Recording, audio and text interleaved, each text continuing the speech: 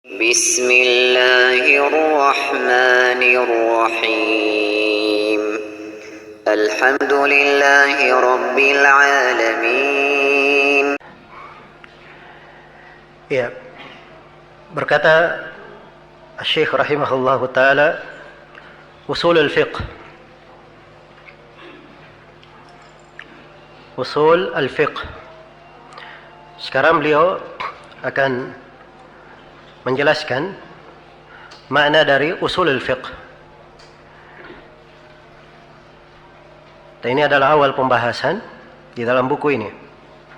Tentunya dimaklumi siapa yang ingin masuk membahas suatu ilmu apapun, dia harus tahu dulu definisi ilmu itu apa materi-materi pembahasannya, cakupan pembahasannya apa, sumber ilmu itu dari mana.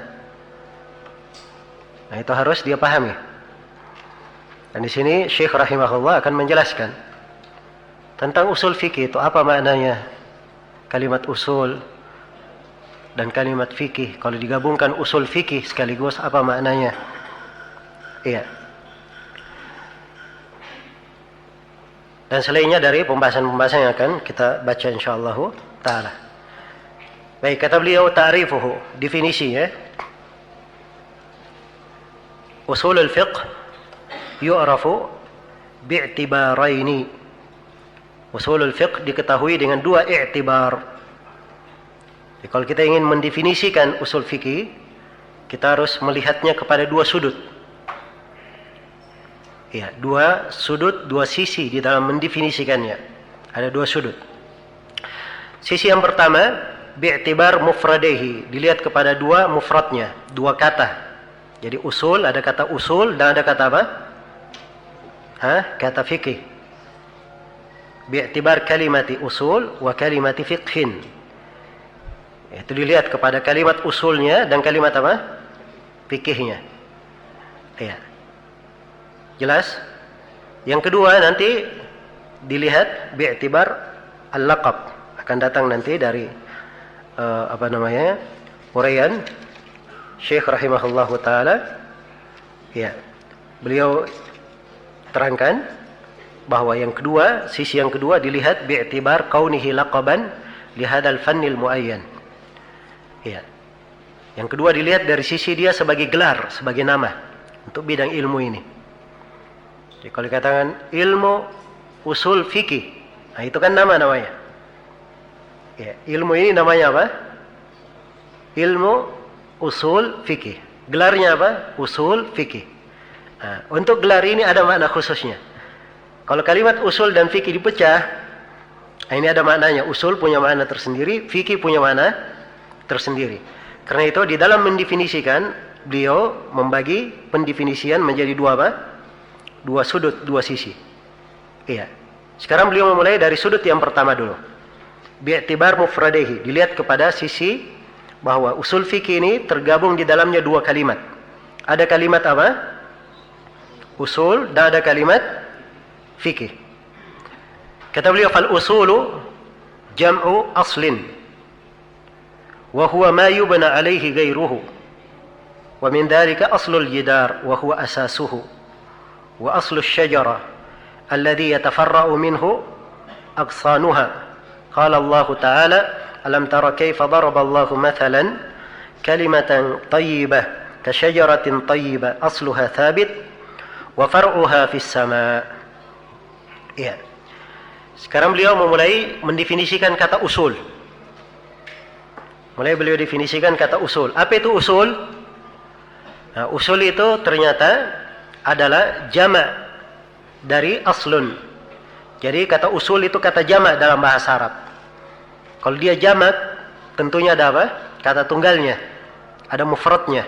Apa kata tunggalnya? Kata tunggalnya adalah aslun di dalam bahasa Arabnya. Baik, kalau kita sudah sampai ke kata tunggalnya, baru bisa didefinisikan. Apa itu aslun? Aslun adalah ma yubna alaihi ghairuhu.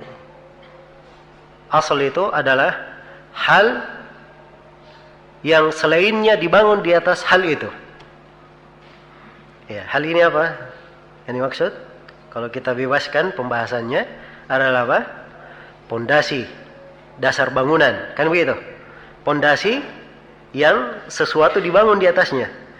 Ya, karena sesuatu yang dilakukan bangunan di atasnya itu disebut apa dalam bahasa kita? Disebut pondasi. Ya. Karena itu dalam bahasa Arab dikatakan aslul jidar huwa asasu. Kalau dikatakan asal dari tembok, asal tembok artinya apa? Pondasinya. Iya, asal tembok itu pondasinya. Wa aslus syajarah alladhi yatafarra'u minhu aqsanuha. Ya, dan asal pohon, apa itu asal pohon? Ya, kalau dikatakan asal pohon berarti apa?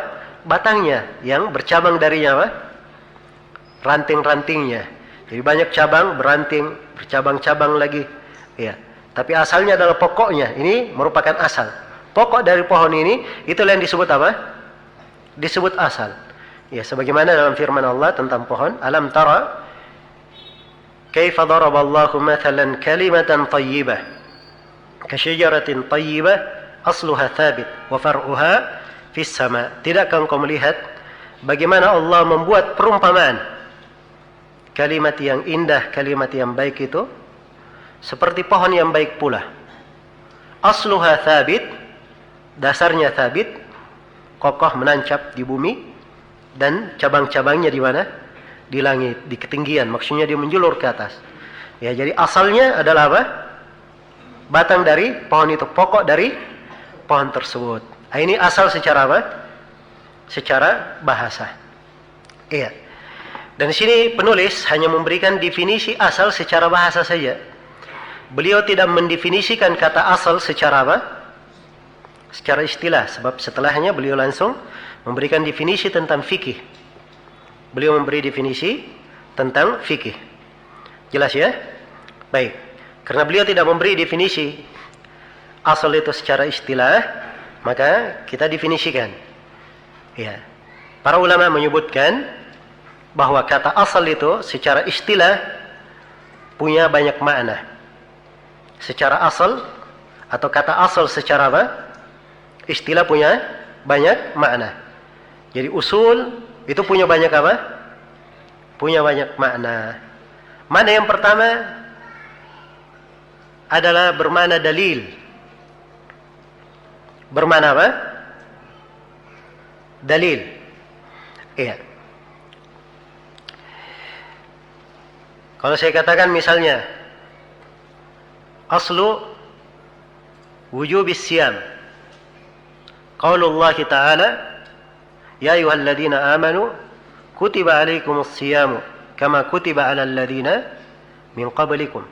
Asal kewajiban, dasar kewajiban puasa adalah firman Allah. Wahai orang-orang yang beriman, telah diwajibkan atas kalian berpuasa sebagaimana telah diwajibkan atas orang-orang sebelum kalian supaya kalian bertakwa. Jadi kata di sini asal kewajiban puasa, artinya asal di sini apa? Dalil wajibnya puasa. Jelas ya, dalil wajibnya puasa. Nah, ya kalau saya katakan aslu wujubis salah, asal kewajiban salat, dasar pokok kewajiban salat adalah firman Allah. Misalnya, waqimus salah, dan tegakkanlah salat. Ya, berarti di sini asal bermana apa?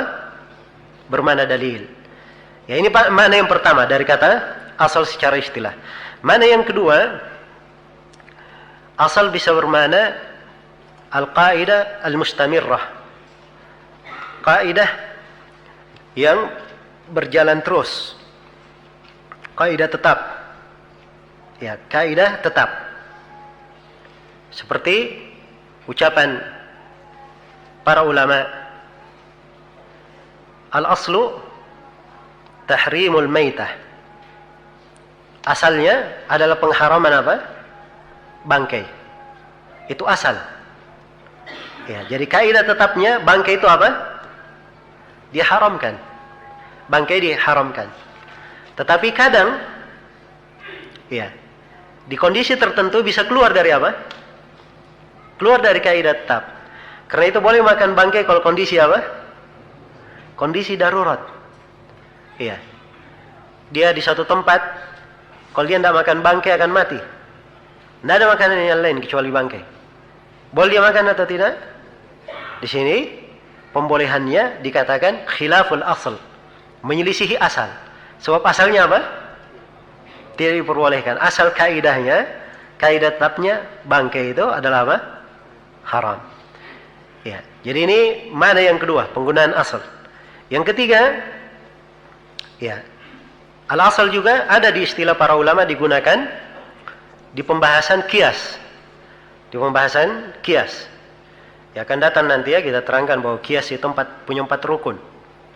Ada asal, fara, illah, dan hukum. Ada 4 hal. Asal ini yang disebut juga al-makis alaihi, yang dikiaskan kepadanya. Jelas ya, yang dikiaskan kepadanya. Nah, jadi dikatakan misalnya bahwa tuak, ya, yang memabukkan itu, yang biasa orang sebut ballo. Ya, tapi ballo itu macam-macam ya di Makassar ini. Ada ballo yang tidak memabukkan, ada yang memabukkan. Kita berbicara dengan apa? Yang memabukkan. Ya, biasanya kalau yang tidak memabukkan itu disebut ballo AC biasanya. Ya. Kalau dia ballo, tuak itu, ya dia di sini apa? Haram atau tidak? Hah? Haram. Kenapa? Sebab dia sama dengan khamar. Sama dengan khamar. Ya. Jadi dia ini cabang. Dia haramkan karena mengikuti asalnya. Asalnya adalah apa? Khamar. Kenapa diharamkan? Karena dia sama. Ya. Illahnya, sebabnya sama. Ini memabukkan, khamar juga apa? Memabukkan. Karena illahnya sama, sebab pengharamannya sama, hukumnya juga sama. Sebagaimana khamar itu haram, ballo juga hukumnya apa? Hukumnya haram. Jelas ya? Baik, ini contoh. Disebut juga asal di situ. Ya, penggunaan yang keempat untuk kata asal dalam istilah di ilmu faraid. Ilmu faraid. Kalau dikatakan usulul masail, pokok-pokok masail, itu untuk menghitung kudur, menghitung al-furud al-muqaddarah. Ya, fariḍah yang sudah tetap, tapi fariḍah yang tidak ada komanya. Ya, itu dihitung. Ada usulul masail. Ya, dimaklumi ya dalam ilmu faraid, usulul masail 2, 3, 4, 6, 8, 12, 18, dan 24. Ya, itu dikatakan apa? Usul al-masail. Disebut juga asal di sini. Disebut juga asal. Kemudian yang ke berapa? Yang kelima, ya. Al-asal digunakan juga bermakna al-istishab. Bermakna al-istishab. Ya. Dan kadang dibahasakan dengan al-bara'ah al-asliyah. Ini sudah kita bahas ya di pembahasan waraqat. Walaupun di buku ini Syekh rahimahullah tidak memasukkan pembahasannya.